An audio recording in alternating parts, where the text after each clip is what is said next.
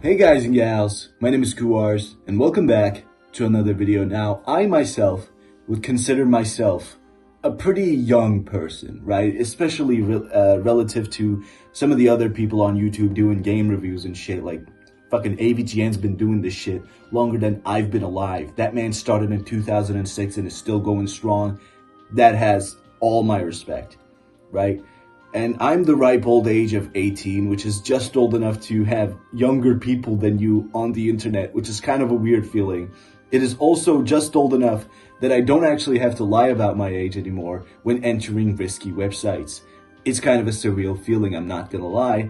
Anyway, even if I am 18, I am still very young. Being 18 means that I was born back in 2007, which, to put that in perspective, that's the year that Spider-Man 3 came out, that's a year after the Xbox 360 came out, and that's the year that the PlayStation 3 came out. Since I am this young, there just happens to be a lot of media, games, and shit that I missed from that older era, and that is the part of the internet and media in general that I am most interested in, right? For example, in 2019, when I was like 11, since I was pretty much a PlayStation kid my whole life, I decided, fuck it, why not? Let me just buy an Xbox 360, just to see how it feels on the other side, right? I even still have it right over there. It's just hold on, give me a sec.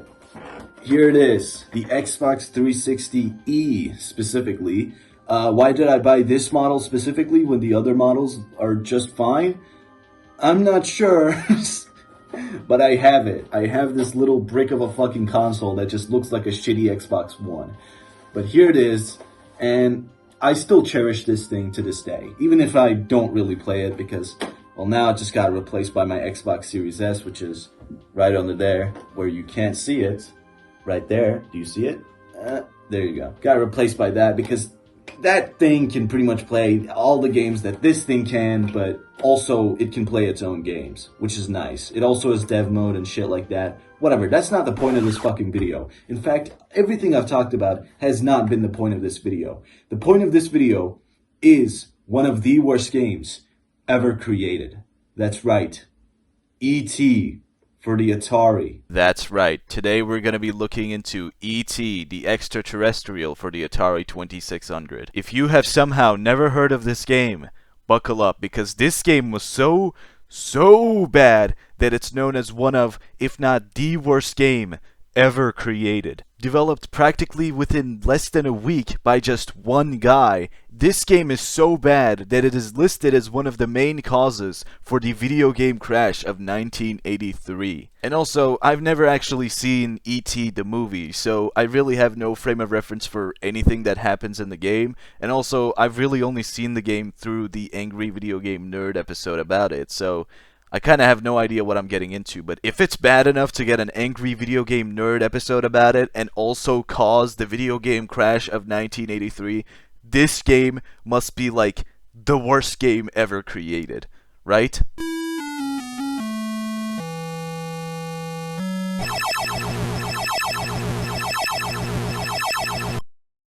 Okay, I admit, this isn't exactly a great start. Thankfully, the controls on an Atari 2600 controller aren't exactly complex, so it wasn't that hard for me to get accustomed with the controls. You obviously move around with the joystick, and when you press the button, you go into this, like, weird flying state, and if you hold it and move, you, like, go faster? I'm not exactly sure. Also here I fell into a hole, which is gonna happen a lot through this playthrough. It took me a second to actually figure out what to do, but what you're supposed to do is like go into the flying state and like hold up on the joystick and then you float up just like this. Something that I never really understood through my playthrough of this game was what is the objective here? Like here I collected this collectible thing and then this number here went up, but there's also these weird symbols on the top that I really don't understand what they mean. And another thing is those little dots aren't the only collectibles. There's also these things, but I don't have any clue as to what they do. Also, the hitbox for these pits are so strict that sometimes when you get out of a pit, you can just fall right back in. There's also these random people that just chase you around, and if they do catch you, they like throw you into prison. Okay, maybe this has something to do with the actual movie, but again, I've never seen it, so I have no idea. You might have also noticed this number on the bottom of the screen that goes down every time you're moving or doing something. When this number actually happens to hit 0, this random fucking kid just comes over to you and then gives you more life. I think after this you actually lose a life or something, because after a couple of times of that happening, you actually die for real with this really weird looking cutscene. And then it just boots you back to the main menu. And honestly, after playing this game for like 7 minutes, I kinda just ask myself, is this it?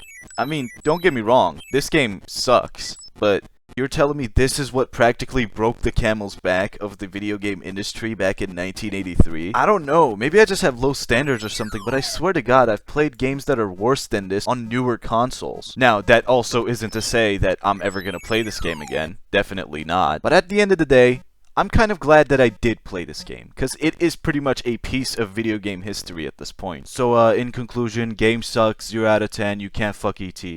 Bye-bye.